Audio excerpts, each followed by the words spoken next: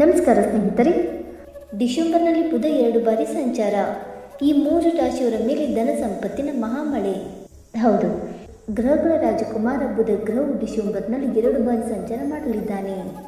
ವ್ಯವಹಾರಕ್ಕೆ ಲಾಭದಾಯಕನಾದ ಬುಧನು ಡಿಸೆಂಬರ್ನಲ್ಲಿ ಮಕರ ಮತ್ತು ವೃಶ್ಚಿಕ ರಾಶಿಗೆ ಪ್ರವೇಶ ಮಾಡುತ್ತಾನೆ. ಇದು ಕೆಲವು ರಾಶಿಗಳಿಗೆ ಒಳ್ಳೆಯ ಸಮಯಗಳನ್ನು ತರಬಹುದು. ಇವರಿಗೆ ಅಪಾರ ಸಂಪತ್ತು ಮತ್ತು ಪ್ರತಿಷ್ಠೆ ಹೆಚ್ಚಾಗಬಹುದು. ಆ ಲಕ್ಕಿ ರಾಶಿಗಳು ಯಾವುವೆಂದು ತಿಳಿಯೋಣ. ಜ್ಯೋತಿಷ್ಯದ ಪ್ರಕಾರ ವ್ಯವಹಾರಕ್ಕೆ ಹಿತಕಾರಿಯಾದ ಬುಧನು ಡಿಸೆಂಬರ್ ತಿಂಗಳಲ್ಲಿ ತನ್ನ ರಾಶಿಚಕ್ರ ಚಿಹ್ನೆಯನ್ನು 2 ಬಾರಿ ಬದಲಾಯಿಸುತ್ತಾನೆ.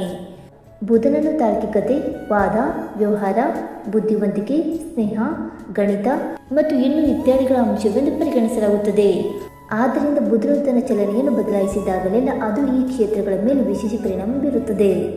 ಡಿಸೆಂಬರ್ನಲ್ಲಿ ಬುಧ ಧನು ಮತ್ತು ವೃಶ್ಚಿಕ ರಾಶಿಗೆ ಪ್ರವೇಶ ಮಾಡುತ್ತಾನೆ. ಗುರು ಮತ್ತು ಮಂಗಳ ಗ್ರಹದ ರಾಶಿಗಳಿಗೆ ಬುಧನ ಸಂಚಾರವು ಕೆಲವು ರಾಶಿ ಚಕ್ರ ಚಿಹ್ನೆಗಳಿಗೆ ಸುವರ್ಣ ಅವಧಿಯನ್ನು ತರಬಹುದು. ಉದ್ಯೋಗಗಳಲ್ಲಿ ಬಡ್ತಿ ಮತ್ತು ವ್ಯವಹಾರದಲ್ಲಿ ಪ್ರಗತಿಯ ಸಾಧ್ಯತೆಗಳು ಇವೆ. ದೇಶ ಮತ್ತು ವಿದೇಶಗಳಿಗೆ ಪ್ರಯಾಣ ಸಾಧ್ಯ. ಬುಧನ ಸಂಚಾರದಿಂದ ಯಾವ ರಾಶಿಗಳು ಪ್ರಯೋಜನ ಪಡೆಯಬಹುದು ಎಂದು ತಿಳಿದುಕೊಳ್ಳೋಣ. ಬನ್ನಿ ಸ್ನೇಹಿತರೆ. ಅದಕ್ಕೂ ಮುಂಚೆ ನೀವು ನಮ್ಮ ಚಾನಲ್ಗೆ ಸಬ್ಸ್ಕ್ರೈಬ್ ಮಾಡದೆ ನೋಡ್ತಾ ಇದ್ದರೆ ದಯವಿಟ್ಟು ನಮ್ಮ ಚಾನಲ್ಗೆ ಸಬ್ಸ್ಕ್ರೈಬ್ ಮಾಡ್ಕೊಳ್ಳಿ ಸ್ನೇಹಿತರೆ. ಹಾಗೆ ವೈದಿಕ ಜ್ಯೋತಿಷ್ಯ ಮತ್ತು ಆಚಾರ ವಿಚಾರಗಳಲ್ಲಿ ನಂಬಿಕೆ ಇದ್ದರೆ ವಿಡಿಯೋವನ್ನು ತಪ್ಪದೆ ಲೈಕ್ ಕೊಟ್ಟು ನಿಮ್ಮ ಆತ್ಮರಿಗೆ ಶೇರ್ ಮಾಡಿ. ಮೊದಲನೆಯದಾಗಿ ಮೇಷರಾಶಿ. ಬುಧನ 2 ಬಾರಿಯ ಸಂಚಾರವು ಮೇಷರಾಶಿಯ ಜನರಿಗೆ ಅತ್ಯಂತ ಹೆಚ್ಚು ಲಾಭವನ್ನು ತರಲಿದೆ. ಬುಧನು ನಿಮ್ಮ ರಾಶಿಯಿಂದ 9ನೇ ಮತ್ತು 8ನೇ ಮನೆಗಳಲ್ಲಿ ಸಾಗುತ್ತಾನೆ. ಇದು ನಿಮಗೆ ಅದೃಷ್ಟವನ್ನು ತರಬಹುದು. ಈ ಸಮಯದಲ್ಲಿ ನಿರುದ್ಯೋಗಿ ವ್ಯಕ್ತಿಗಳು ಹೊಸ ಉದ್ಯೋಗಾವಕಾಶಗಳನ್ನು ಕಂಡುಕೊಳ್ಳಬಹುದು.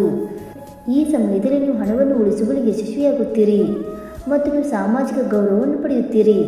ನಿಮ್ಮ ವೃತ್ತಿ ಜೀವನದಲ್ಲಿ ನೀವು ಹೊಸ ಎತ್ತರವನ್ನು ಸಾಧಿಸುವಿರಿ. ನಿಮಗೆ ಹೊಸ ಯೋಜನೆಗಳು, ಬಡ್ತಿ ಅಥವಾ ಪ್ರಮುಖ ಯೋಜನೆಗಳಿಗೆ ಜವಾಬ್ದಾರಿಯನ್ನು ನೀಡಬಹುದು.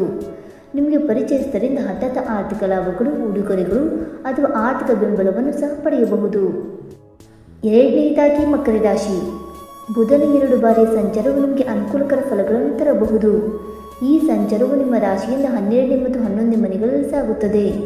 ಆದ್ದರಿಂದ ಈ ಸಮಯದಲ್ಲಿ ನಿಮ್ಮ ಆತ್ಮವಿಶ್ವಾಸ ಹೆಚ್ಚಾಗುತ್ತದೆ. ಈ ಅವಧಿಯಲ್ಲಿ ನೀವು ಕೆಲವು ಪ್ರಯಾಣಗಳನ್ನು ಸಹ ಕೈಗೊಳ್ಳಬೇಕಾಗಬಹುದು. ಈ ಪ್ರವಾಸಗಳು ನಿಮಗೆ ಉತ್ತಮ ಲಾಭವನ್ನು ತರುತ್ತವೆ. ಹೆಚ್ಚುವರಿಯಾಗಿ ನಿಮ್ಮ ಯೋಜಿತ ಯೋಜನೆಗಳು ಯಶಸ್ವಿಯಾಗುತ್ತವೆ. ಈ ಸಮಯದಲ್ಲಿ ಕೆಲವು ಹೂಡಿಕೆ ಮತ್ತು ಆಸ್ತಿಗೆ ಸಂಬಂಧಿಸಿದ ಲಾಭಗಳು ಇರಬಹುದು.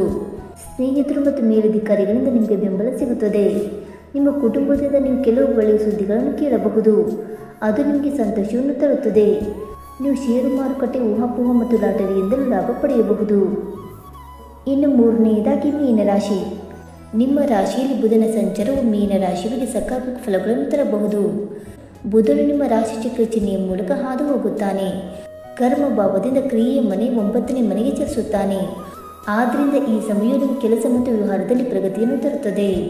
ಹೆಚ್ಚುವರಿಯಾಗಿ ಉನ್ನತ ಶಿಕ್ಷಣ, ಧಾರ್ಮಿಕ ಚಟುವಟಿಕೆಗಳು ಅಥವಾ ಸಾಮಾಜಿಕ ಜಾಲತಾಣಗಳಲ್ಲಿ ಲಾಭದ ನಿರೀಕ್ಷೆಗಳು ಬಲಗೊಳ್ಳುತ್ತವೆ ಮತ್ತು ವೃತ್ತಿ ಜೀವನವು ಬಲಗೊಳ್ಳುತ್ತದೆ.